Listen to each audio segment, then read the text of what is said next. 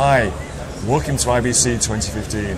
I'm Joe O'Halloran, Editor-in-Chief of Vapid TV News, and I'm here with Matt Smith, Chief Evangelist of Anvato. Hi Matt. Hi Joe.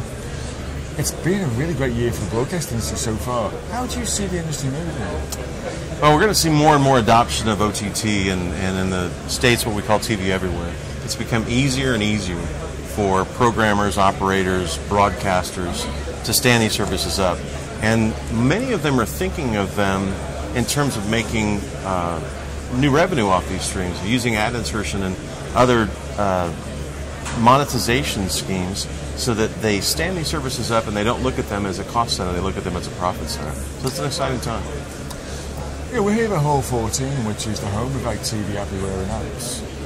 It's busier than ever. Do you really think it's now established in the firmament of the industry? Well, it's the fact that we have almost an entire hall dedicated to these technologies is testament to the growth. We're seeing more and more adoption, more individual brands putting their wares up, people creating individual online-only channels. So it is a renaissance for the space right now. It's very exciting. It's a couple of years since you've been here, and the over-the-top industry has grown, as have you. So what are you showing this year? This year we're continuing to show the MCP platform, our signal-to-screen platform that enables OTT services. And in addition, this year we're showing our reference application that's called Anvato Watch. And what it enables is an operator or a programmer to quickly and simply take those back-end services that power the video experience and add a presentation layer to it. So they have an application that can display all that live and on-demand content, where if they don't need customization for a specialized application, this is something that can be easily modified to reflect their brand. And they've got again, signal-to-screen turnkey OTT application in a matter of weeks, and not months or even a year, which was the case just a year and a half ago.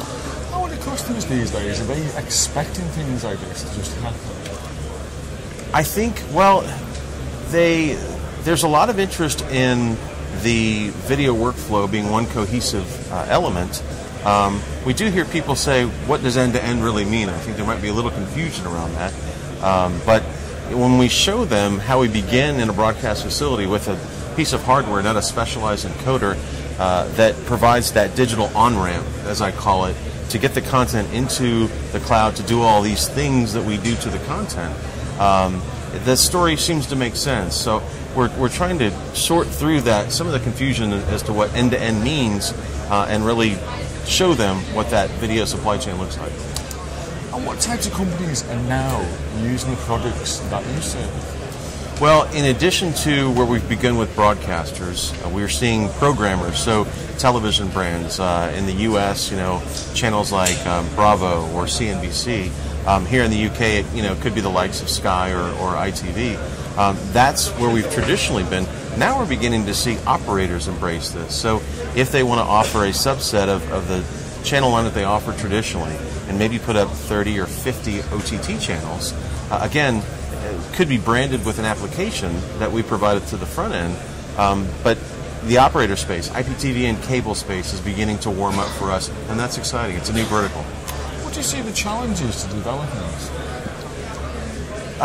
Really around how the back end connects with the presentation layer. So we provide all that architecture and infrastructure to generate a channel lineup, and then it is a delicate but complex dance, if you will, with the applications to make sure that all of that content flows through appropriately, that it's easily discovered.